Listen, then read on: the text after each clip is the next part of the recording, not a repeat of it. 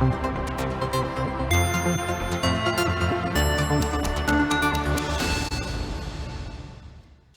بالله كما يتولى صوركم تملكتنا كابل تلفزيون تجراي نقلتها حمو ساعة 6 فرقان كاب استوديو تلفزيون تجراي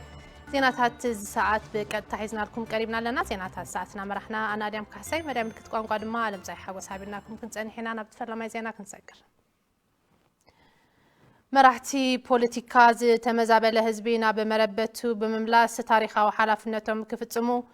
ليك باباس هاجر سبكة زوا سمين معراب بوتو أبونا بيتروس صوبيام بركز بالهزبي أبت ميت نساق من النهالو يقبر زلو العلاقة ندقسات تقبلنت كم زي بلو دما توم أبو أجنسيبهم راهي الأرقاوي بزرزر حيزات الله أب كتما شرندا سلاسة أب زخبر زلو هايمانوتاوي بعال سلاسة تري ملكتي زحلفو ليك باباس هاجر سبكة زوبا سمين معراب بسو أبونا بيتروس بوليتيكاوي مرحت تجراي زتمزابل هزبي نام مربتو بمملاس تاريخ كسر حزويعهم تمزابلتي ناب مربتهم كساب زمدلسو دما زقبر زلو حاجزات تاتناخيرو كقصلي قبايلهم بسو أبونا بيتروس نبزو عامتات زتبتاتنون زتسددون زتمزابلون بمبرهتن بورطن النادليت زخفلت كفيلة تسباسبومن تتأخاخبومن نام عدم نام مربتهم تمرسهم كمزلا عالم يفلت نحنا أول نفلت مرحتنا خي كاب إسرائيل مرحتي أبنت كتوستو يقبع زتبتن هزبهم مس هزبهم ليتن كترن تماخيركم تحتي وريدكم زخافلكم كفيلكم نام مربتو ملسوا تاريخ سرحو بركت زبال هزبي عبت أميتن تساقامن كام زلو زردو بسو أبونا بيتروس عبز حزوان زقبارو زلو لعلعاقن رقصات تقبالناس زيبلون ناب تعزبتي زاقتون يدم مايلوم أنتم زلكم يهون زيبلكم اتي اتقبروا زي قبون عقل زي ولو دقس فتاري كم زي قبلو مصحفتنا يردونا اليوم دخا بطميتنا موته زقبروا دقسات نوري مخانو ترديهم بعقنم بحساب نختقبروا أباتاوي ملختي ويم متحساسبي يم حلالف ليك باباس هاجر سبكة زوبا سمين معراب بسو أبونا بيتروس منعسي تجراي نفس الدات بممرح عدد موتن سقاين كام مخان عبا عدهم كسرحي قبا كبدو دماء ملختم محليفهم تقارو من إسيات دكنا بسانكي كفاءات سبات زمس قوة أورنت ناي سلام سئنت ناي تفطرو درقي تحاوي سوا أبحثتم سئنت سرح وديكم أبكبيك محبراوي قلولاو كم زلهم منفساويان أبوتاتكم بزقبع نردأكم إنا زرخبكم هو نيشتريتهن عباي سرح زرخبكم هو كله سريحهم فتاري باريحوه سبات أبز بصحوه عبيت كم تبصحو امنتنا زلعاليو أب تجري من محياش سرعات كيمت يعنقفوا زلوا تكبار مسنان كراي أكابنة الرام من قستي عامو زخالو كم زسرح بريزيدنت جزياو محدار تجري تادس ورد حبيرم درس برهانة سرسر حيز الله بريزيدنت جزياو محدار تجري نبرت شرندا سلاسن كبابي أنا بهذا سمع وملختي أفتجري من محياش سرعات كي رجاجز يعنقفوا زلوا تكبارات مسنان كراي أكابنة الرام جزياو من محدار كم زسرح حبيرم أو كل ما لايلوتن من حاشن كي ناس قلت عقفات وينام زلو راح نتيك بناس عادي زكالس زلو أبفتحن داينتن محاور منقستن جندينام زلو كراء كونتن قرزينان ناي منقست قرزينان كبو ناي منقستي ሕግን ኣይምኽባር ዓቕሚ ምትካምን ዝመሳሰሉ እዮም ዝሽግር ደረጃ ብደረጃ ምፍታሕ ለውጢ ንምምፃእን ኩሉ ዝከኣል ክግበር እዩ ባንኪ ዝጸንሐ ሃፍቲ ኣውፅኦም ብምሓዝ ቁጠባዊ ቅልውላው ምፍጣሩ ኣገባብነት ከም ዘይብሉ እውን ፕሬዚደንት ታደሰ ኣተሓሳሲቦም ኣብ ገለ ሰብ ሃፍትና ዝረኣይ ዘሎ ገዚፍ መጠን ዘለዎ ጥረ ገንዘብ ካብ ዝውውር ኣውፅኦም በብገዝኡ ተሓቢኡ ምህላውን እቲ ዝኸፍአ ድማ ካብ ከምዚ ዝመሰለ ብሔራዊ ሽግር ከትርፉ ዝደልዩ መህረቲ ምክልኻል ምጅማሮምን እዩ ጊዜያዊ ምምሕዳር ትግራይ በዚ ክርከብ ዝሕሰብ ሃፍቲ ነቲ በዓል ሃፍቲ ናብ ሃፍቲ ኣልባ በተኽ ዘውርዶ ምዃኑ ካብ ኣብኡ ከፍልጥ ይደሊ ጊዜያዊ ምምሕዳር ትግራይ ህዝቢ ብምልዓል ኣብ ተሓደስቲ ሓይልታት ማይ ሓይሊ ፀዓትን ምርጋፅ ውሕስና ፕሬዚደንት ታደሰ ሓቢሮም ድሕንነት ስግኣት ፍታሕ ክረክብ ተመዛበልትና ናብ መረበቶም ክምለሱ ኣለዎም ትግራይ እውን ናብ ናይ ቅድሚ ኩናት ዝነበራ ወሰናት ቁመና ክትምለስ ኣለዋ ሃይማኖታውን ባህላውን በዓላትና ፍልፍል ማሕበረ ቁጠባዊ ረብሓን ማሕበራዊ ምትእስሳርን ክንገብሮም ይግባእ ኢሎም ሓላፊ ቢሮ ባህልን ቱሪዝምን ትግራይ ዶክተር ኣጽባሃ ገረግዚኣብሔር ሸዊት ሙላለም ተወሳኺ ይዛላ ሓላፊ ቢሮ ባህልን ቱሪዝምን ትግራይ ዶክተር ኣጽባሃ ገብረግዚኣብሔር ሃይማኖታውን ባህላውን በዓላትና ፍልፍል ማሕበረ ቁጠባዊ ረብሓን ማሕበራዊ ምትእስሳርን ክንገብሮም ይግባእ ኢሎም እዞም ሕላገት ቀዳሞት ወለድና ዝኾኑ ጸጋታት እዚኣቶም ንመዋዕል ካብ ውልድ ናብ ወለዶ እናተሸጋገሩ ዝመፁ እንትኾኑ መግለፂ መንነት ሰረት እምነት ፍልፍል ኩርዓት ምስክር ጸዋርነትን ሰዓራይነትን ወለድና እዮም ፍልፍል ማሕበራዊ ምትእስሳር መንፈሳዊ ዕግበት ቁጠባዊ ምንቕቓሕ ዲፕሎማሲያዊ ዝምድናታት ርክብ ህዝቢ ንህዝቢ ካብ ዝኾኑ ድሕረ ኩናት ጽንተት ኣብ ትግራይ ዝረአ ዘሎ ጸልመትመት ንምግላህ ናይ ባዕሎም ሩኡይ ግደ እናተዋፅኡ ካብ ዘለው ብዙሓት ክብረ በዓላት ሓደ ክብረ በዓል ስላሴ ጥሪ እዩ ሃይማኖታውን ባህላውን በዓላት ትግራይ ብራኸን ህላውን ትግራይ ንምርግጋጽ ዘኽእል ዓቕምን ሓድነትን ነጠናኽረሎም ዕድላት እዮም ክብሉ ገሊፆም ግዛት ዓደቦ ንምውሓስ ኩናት ንምትራፍን ሰላም ንምውሓስን ሓድነት ተጋሩ ካብ ዝተበተኖ ናብ ንብሩ ንምምላስ ብራኸን ህላውን ተጋሩን ትግራይን ንምርግጋጽ ተስፋ መጻኢት ትግራይ እውን ሰረት ንምንጻፍ ዝመሳሰሉ ዓበይቲ ዋኒናት ንምክንዋን ዘኽእል ዓቕምን ዓቕልን ሕብረትን ስኒትን ቁጠባውን ፖለቲካውን ቃልስን ዲፕሎማሲያዊ ድርድርን እነወርኸሎም ዓበይቲ ዕድላት እዮም ክብረ በዓላትና በዓላት ኣብ እነኽብረሉ እዋን ኣብ ከቢድ ፀገም ዝርከቡ ተመዛበልትን ካልኦት ወገናትን እንሕግዘሉን ኣብ ጎኖም ምህላውና ነረጋግፀሉን ክኾን ይግባእ ድማ ኢሎም ከምዚኦም ዝበሉ ክብረ በዓላት ኣብ እነኽብረሉ ኣብ حسام تميتن موتن زلو تمزابلتن مدقاف حقوسنا نمكفال منته هلاو تقراي فرقا كالوم مريت فرقا كالوم حزوم زنكاساقسو ناي سقاس قانزا زلوم جغانونا ناي محكام ناي هلوات عداون مخانو نذكرولو عوي مسوساوي ኣብ ሓደጋ ዘለው ጥንታውያን ሓድግታት በምጽጋን ክኽለሉ ክሕለውን መስሕብ ቱሪዝም ክውዕልን ኩሉ ግደ ከበርክት ዶክተር ኣጽባሃ ገብረግዚኣብሔር ጸዊዖም ካብዚ ብተወሳኺ ኣብዚ ሕዚ እዋን ካብ ጸላኢ ዝተረፉ ብዙሓት ሓድግታት ትግራይ ኣብ ከቢድ ፈተና ምውዳቖም ዝፍለጥ እዩ ካብዚኣቶም ሓደ መራያ ጥንታዊ ከተማ ማይ ኣድራሻ እዩ እዚኦም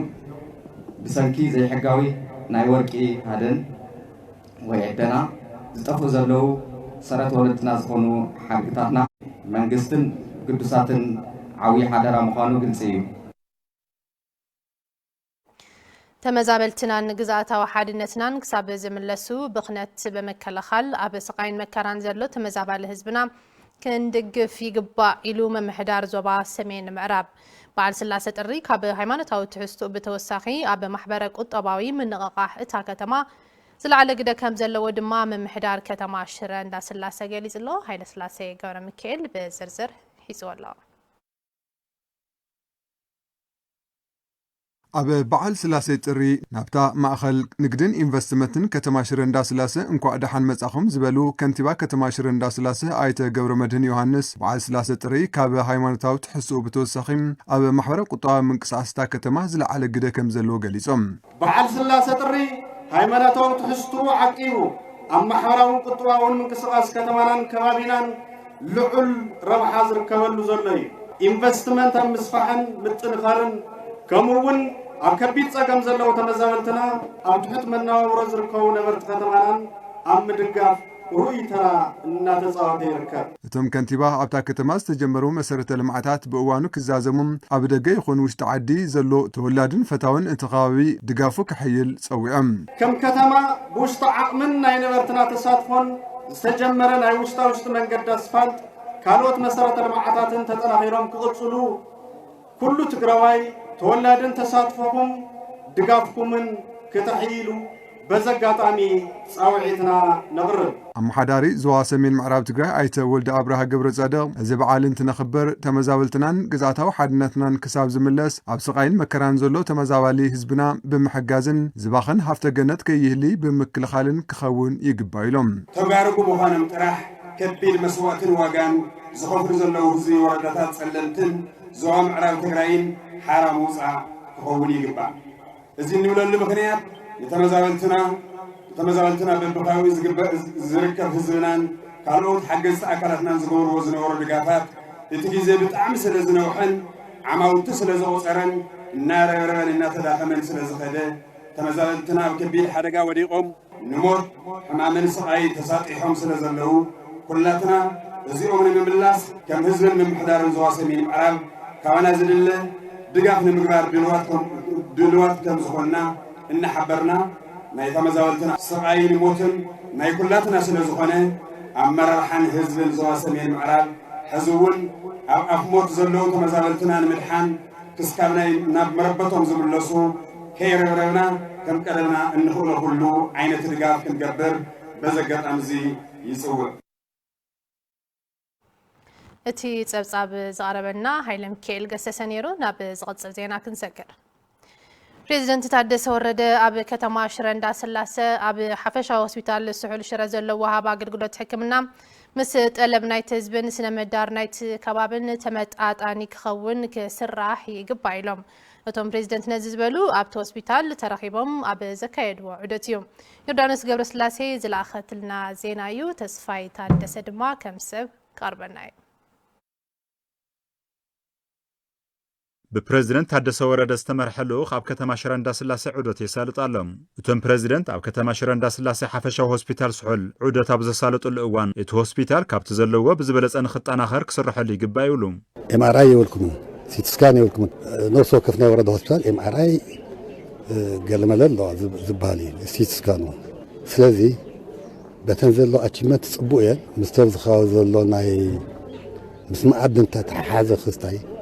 ናይ ዝኾነ ሰንተር ካን ቢ ናይ ካንሰር ሰንተር ናይ ወይ ናይ ካልእ ሰንተር ወይ ናይ ዕብይ ዝበለ ተሓሰብ ክንጽቡቕ ምክትል ፕሬዚደንት ጊዜያዊ ምሕዳር ትግራይ ኣይተ ማንኤል ኣሰፋ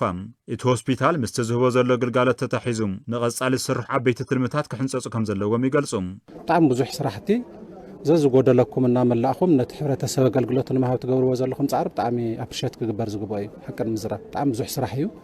ብዙሕ ተሓካሚ እውን ኩሎም ቶም ፓርትነርስ እውን ኣብዚ ዝምጥኖም ናእተኹም ክተስርሕዎም ብዙሕ ስራሕ ሰሪሕኩም ኣለኹም ዘለኩም ካችመንት ኤሪያ እውን ብጣዕሚ ሰፊሕ እዩ ከምዚ ኢልና ይንነብርን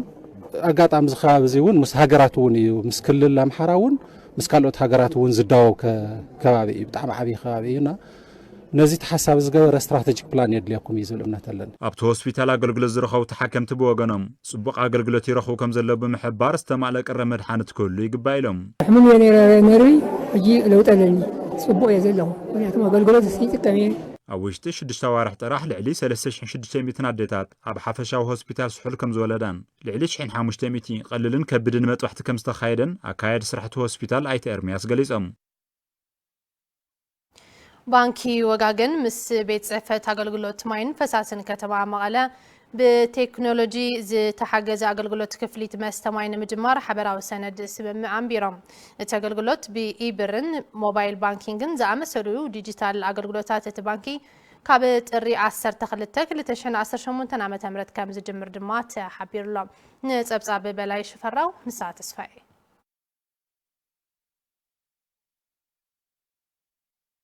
ቤት ጽሕፈት ግልጋሎት ማይን ፈሳስን ከተማ መቐለ ምስ ባንክ ወጋገን ብምትሕባር ብቴክኖሎጂ ዝተሓገዘ ስርዓት ግልጋሎት ክፍሊት ማይ ንምጅማር ዘኽእል ስምምዕነት ፈጺሞም እቲ መተግበር ቴክኖሎጂ ተገልገልቲ ክፍሊት ማይን ትፍጽሙ ዝባኽን ዝነበረ ገንዘብን ጉልበትን ግዜን ካብ ምንግልታዕ ዘድሕን ኣብ ምዝማን ግልጋሎት መስተማይ ዓብይ ግደ ዘለዎ ከም ዝኾነ ዋና ካይድ ስራሕ ቤት ጽሕፈት ግልጋሎት ማይን ፈሳስን ከተማ መቐለ ዶክተር አሸናፊ ዘአብርሃ ገሊጾም ትዝነበረ ናይ ፔመንት ሞዳሊቲ ናይ ፔመንት ክፍሊት አሸዋዕተ ጨንፈር ቤት ጽሕፈትና ናኽፍልና ጸኒሕና ዘን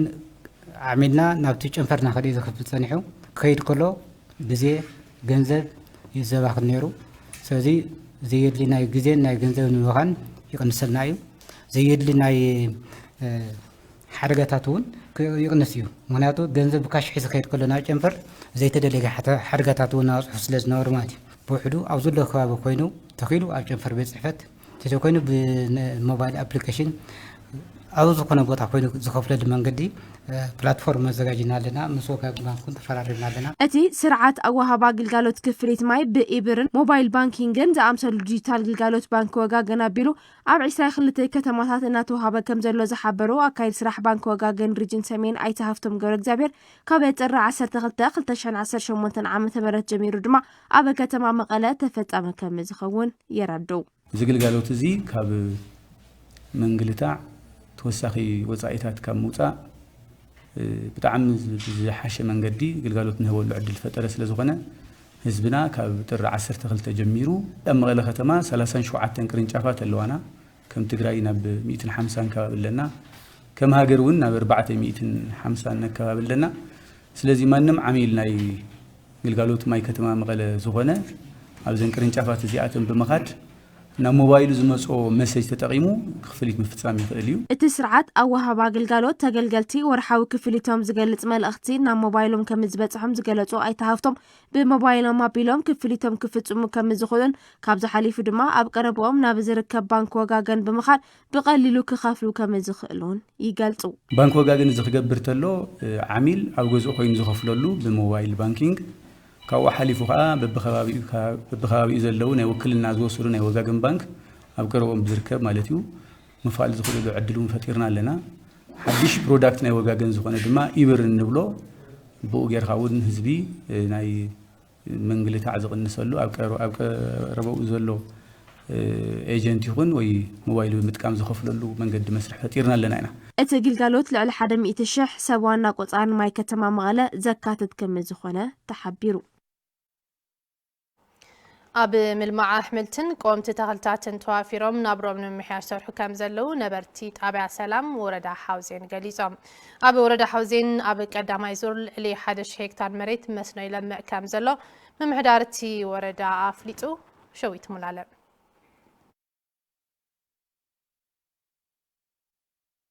መንእሰይ ለገሰ መዝገበ ነባሪ ወረዳ ሓውዜን ጣብያ ሰላም እንትኾን ናብርኡ ንምምሕያሽ ብ2016 ዓመተ ምህረት ናብ ሃገረ ስዑድ ዓረብ ተሰዲዱ ብዙሕ መከራን ስቃይን ከም ዝረኣየ ይገልጽ ናብራ ስደት ከቢድዎ ናብ ዓዱ ብምምላስ ኣብ ናይ ወለዱ መሬት ኣብ ምልማዕ መስኖ ተዋፊሩ እናልምዐ ከም ዝርከብ ድማ ይዛረብ መሬት ናይ ወለዲ እዚ ቀይሕ ሽጉርቲ እኒአ ጻዕዳ ሽጉርቲ እኒአ ያው የሽጉርትና ጎመን ዳርጋ ቀሪቡ እዩ ሽየጥሎ ኣብ ገዛ ካለ ጸጋማን ማይፈልጠይ أزقيل خلوا رأيم بيوزي أبيك جانا مسؤول وزي حيش نسألنا تخيسك ولا لها وعلك وسرح قاعلك أتيها جزا خايل حيش عدها مالي ቀሺ ገብረስላሴ ተካውን ነባሪ ጣብያ ሰላም እንትኾኑ ክረምቲ ዝተዘር እግራቶም ቀልጢፎም በመእካብ ኣሕምልትን ቆምትን ተኽልታት ብምትካል ተረባሕ ይኾኑ ከም ዘለው ይገልጹ ክረምቲ እኽሊ ንጥቀም ማለት እዚ ዝቁስጣ እዚ ያው እዚ ራብዓይ ግዜ ተቐምጢውኒ ራብዓይ ግዜ ዳርጋ 11,000 ኣታው ገይሩኒ እዚ ብእኽሊ ግን من أحد هنتال زعيت رخيوني سلازي قلنا أوز عراق زينا جمرنا هذا أسطاب حلفي كل جزء أرشيني وما لا تصحى جزء تخيل كاس ناتر دقاقة ما يطرح إلا حتى كان بي خلي دخام يولي برصاص يولي حبر السب أب كواب يزولت أجا بزقبا أستوعلو نورب حكوا على دماء زوم وجناتي معدوم ما نسي ما أوزي يكسرحني واه أو جزء مسولدو حرشاني ويخوني ولدها دا برخ الخركون تخرخ يسرح عليه ገዚእኻ ይኹን ኣቢልኻ ረዝሮ ገዝኡ ኮይኑስ ክሰርሕ እኒአዎ ካብ ሕማቕ ነገር ስራሕካ መዋዕሊ ይልሕሽ ኣብ ገዛኻ ምስራሕካ ናብ ዓድማትካ መገዲ ኣብ ግራትካ ዘሎ ምርመርካ እንታይ ኢሉ ኾን ኢልካ ባዕልካ ተመራሚርካ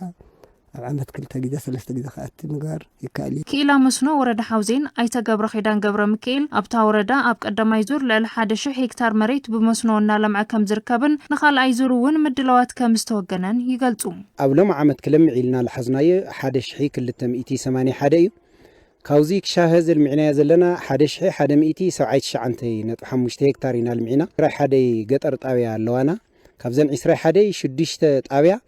ናይ ቀዳማይ ዙር ኣጠቃሊለን ናብ ካልኣይ ምዕራፍ ጀሚረን እኒአዋ ማለት እዩ። እዚ ንሕና ኣብ ካልኣይ ዙር ሒዝናያ ዘለና 532 ሄክታር ኢና ሒዝና እኒአና።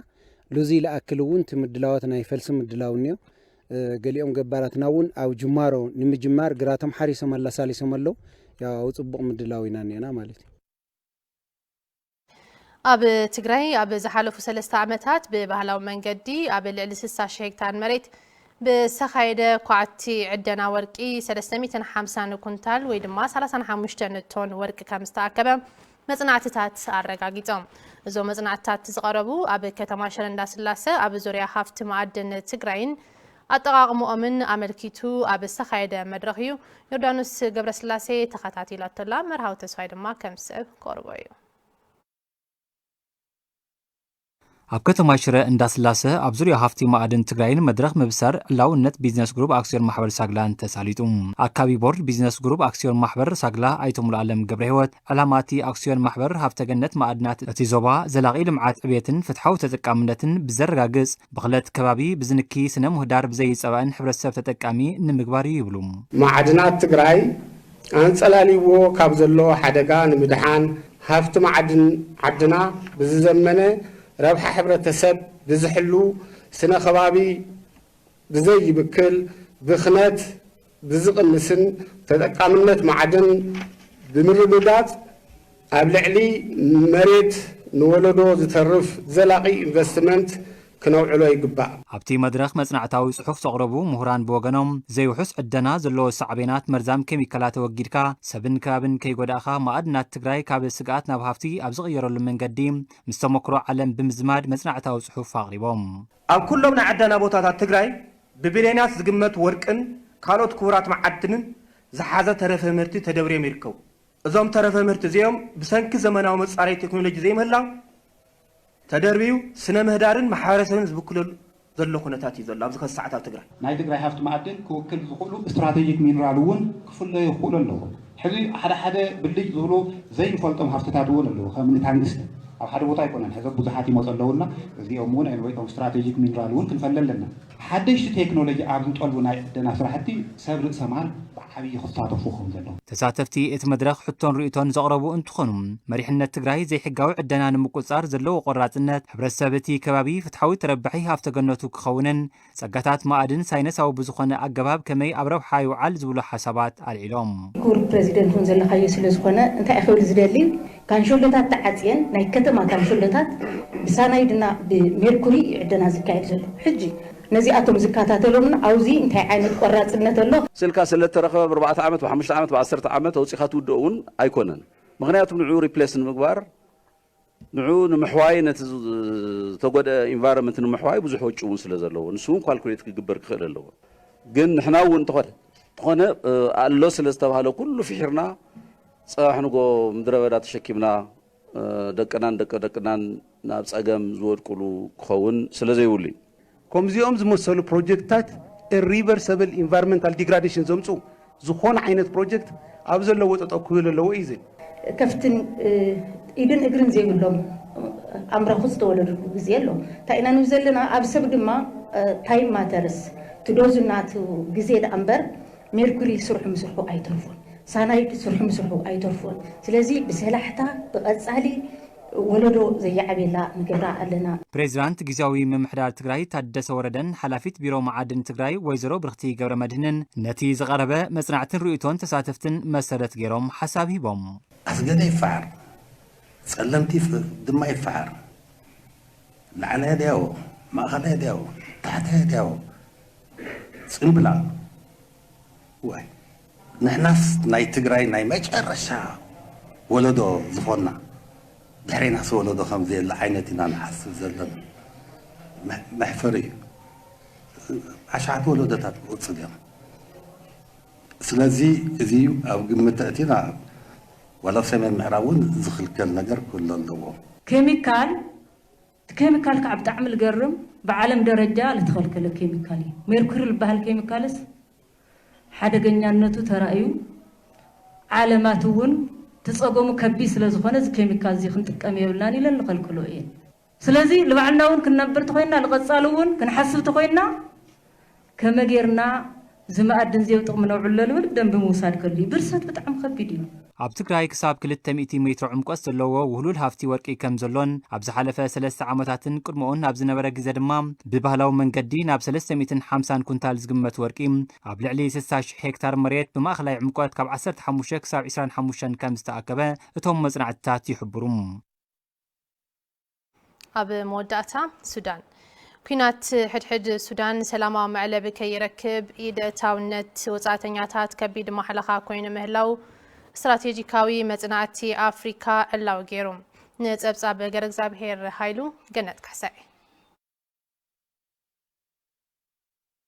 بنحنح خلته جنرالات سودان سر على كوينات حدحد سودان بزحات اب سودان ربحا زلون هاجرات كم زعدمن اتو كوينات سلاماو مفتحي كيركب عبي انقفات كوين مهلاون فوروم مكلخال افريكا سباله تكال مصنعتي افليطو 3 عامات اب زقطره كوينات حدحد سودان اب قرن افريكا زركبو مسمرات نغدن معدناتن مقصارن ابت كبابي صعنتون مفتارن ايدن زتوا حيلتات بفطنت كم زوسخا زملخته ات مصنعتي اتو كوينات اب موسان لعل قد حيزن مهلاون أبريو كابتن حنحت حالتا السودان حاديهم سعيرهم نخوصو حبرات إمارات عرب سعود عرب تركي روسيا قبسي إيران كواتارن لنايب على المسمر حيزاني دقفا مهلاون لعلواي تمراماري ما أخل استراتيجيكاوي مصنعة أفريكا دكتور جوزيف سيغلا الرقاقيتهم. They are being supported by outside actors, in particular the UAE. سجر منجست السودان بمرداء كمرحوز أنحو خلتيهم جنرالات بدليت حبرات إمارات عرب أبجت كم زعتو كم زأمنو زتقسو أتم تمراماري سودان كاب إيد وزعتنيات حركة تخون سويعهم بزيكا إيد أتاون وزعتنيات كينات سودان كندزي زعكل جزي كوسد أي خلن زبلو لعلواي تمراماري عالم لخاو استراتيجيكاو مصنعتي كاميرون هودسن بقديهم كينات سودان مراقفن مفتن زبناو أزوار حيالات هاجرات كوين مهلاو يبرهو سرحي تركي تشاينان حبرات إمارات عربن زخونو مسائلات مدافعن دروناتن عودة جنبارات سودان أنفتو كسحتن وتعدراو حيل ميزان بقطف كلاواتن يجبرو مهلاو زتقاسو هورسن بقطبا أب مبل إسراك فرزمن زلا سودان بوتعدراو أطوار أب مبل إسران حدن كفرزمن كتسرع غير ومهلاو مجلاتهم فوروم ديفنس أفريكا سبسيبو مس ليبيا زرخبو قطناتاتن قند مسمرات نقدن سودان بعطوقات هصوص دغف نختحازون ايد حبرات امارات عرب زلعاله منبارون لعل 2 بليون دولار واغا زلغو ورقي كم وسا كم استقبلتن زابرها اتمصنعتي حزب السودان قداي حيالات هاجرات كوين مهلاو ابريهم كاب ودا بوساسو سوماليا ناب معرباو كفري السودان زملالسا اوروبلانات حبرات امارات عرب اتا هاجر اب دارفور زل عقر ورقي بموساد نابت كبابي اصوار بمرغاف سلاماو زت السودان داناغو يوم هلاوا صبصابت مصنعتي يرد صابركم تملكتنا زيناتاتنا حزوننا اصليهم كابز سيبنا دما زيناتا سبورت الساعات مسارحتنا حيلهم كيروس دحر حصار مسغاغريت كاربرنايو حبينا كتاتل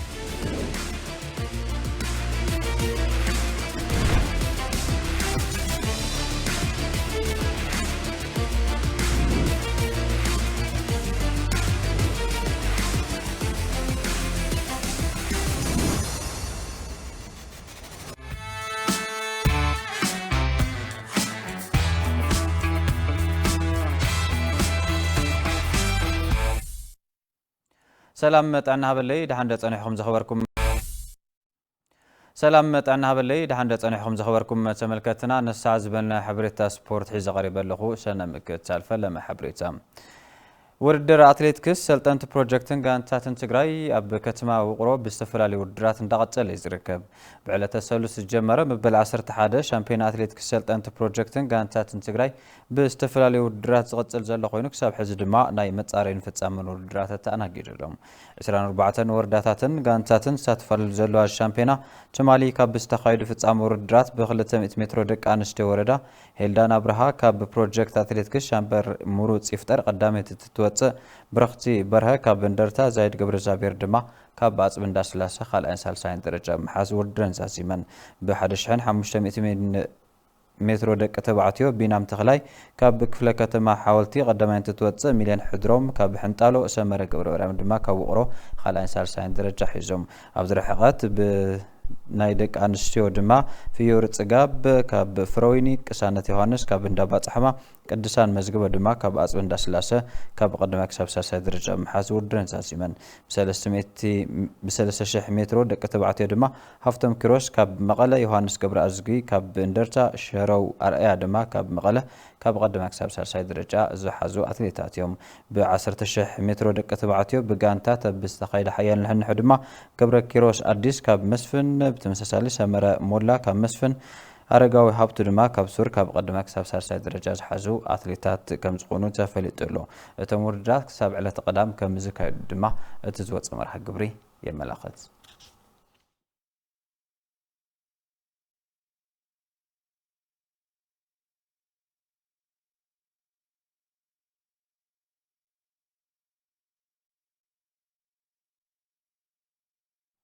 بزرزر ناب بزحرنا زعبا وشتعدينا كنسكر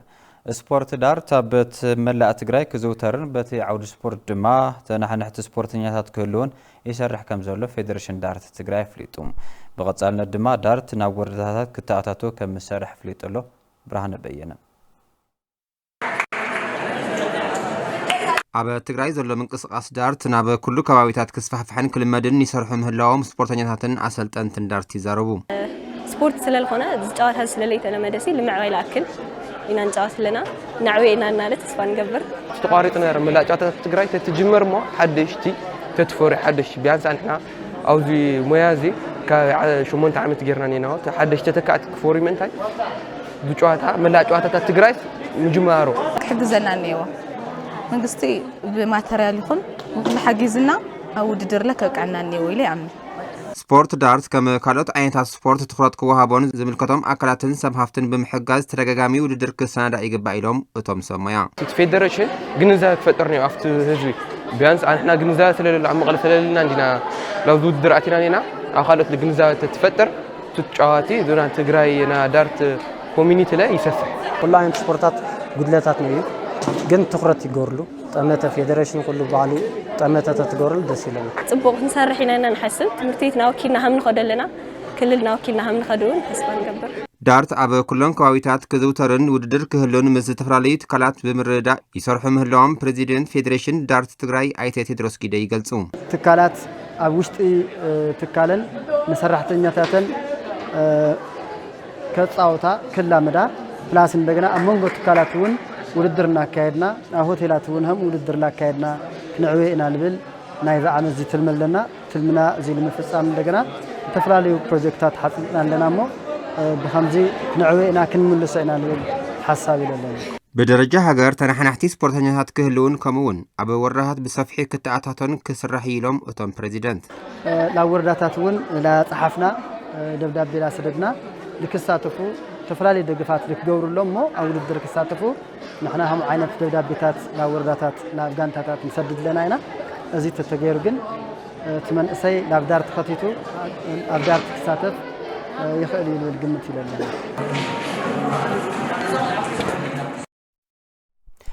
مبل 15 ሰሙን ግጥማት CBP መርግ ኢትዮጵያ ሎም ሐሙስ በخلተ ግጥማት እንትቕጽሉ ጋንታት መቐለ 70 እንደርታን ወላል ዩኒቨርሲቲ ዓዲግራት ድማ ምስ መጋጥምተን ክጻወተን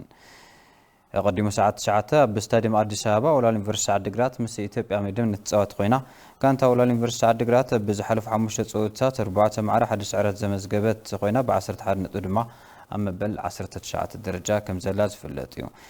ሰመረ ሃፍታይ ብጽወታ ዝብ ማሰይቲ ከም ዘለ ዝተፈለጠ ኮይኑ ኣብ ጉዳት ጸንዐ ሙሉ ዓለም መስፍን ድማ ከም ዝተመለሰ ተሓቢሩሎ ቦጋን ኢትዮጵያ ምድን ድማ ናይ ዝሓለፈ ዓመት ሻምፒዮን ኢትዮጵያ ምድን ብዛዕመት ዝደኸመ እንቅስቃሴ ናርኤት ትርከብ ኮይና ብ16 ነጥቢ ኣብ ምበል 15 ደረጃ ትርከብ ስዒቡ ሰዓት 10 ድማ ኣብ ኣዳማ ሳይንስ ቴክኖሎጂ ስቴዲየም መቐለ 70 እንደርታ ምስ ባህር ዳር ከተማ ከራኸበን ኣብ ዝሓለፈ 4 ጽወታት ክልተ ዓወት ኢሉን ክልተ ማዕረብ ምዝጋብ ኣብ ከይዲ ምሕያሽ ትርከብ ጋንታ መቐለ 70 እንደርታ ኣብ ትናይሉ ምንጽወታውን ብርትዕት ተናሕናሒት ክትኸውን ትጽቢት ይግበር ወገን ጋንታ ባህር ዳር ከተማ ብዝሓለፈ ጽወታ ብልዕሊ መቻል ምቁራዕ ዘመዝገበት ኮይና ብ19 ነጥቢ ድማ ኣብ ታሽዕ ደረጃ ትርከብ ጋንታ ነትሪግ ድማ ሲናማ ቡና ብ29 ነጥቢ ትመርሖ ነገሊ አርሲን ፋሲልን ብሽቶ ተፈላለን ብ25 ነጥቢ ኣብ ካልኣይን ሳልሳይን ደረጃ ኣለዋ ሐዋሳ ከነማ ድማ ብ24 ነጥቢ ኣብ ራብዓይ ደረጃ ኮይና ትስዕብ ደሞ ፍቅሩ አለማየሁ ፍጹም አለሙ ሌላ ተተኳሽ ሙከራ ከሳጥን ውጭ ከቆመ ኳስ በጣም ፈጣን ስፔሱን ሲያገኙ እንዴት ኤክስፕሎይት እንደሚያደርጉ ተመልከት መቀሌዎች በጣም ጥሩ 45 ደቂቃ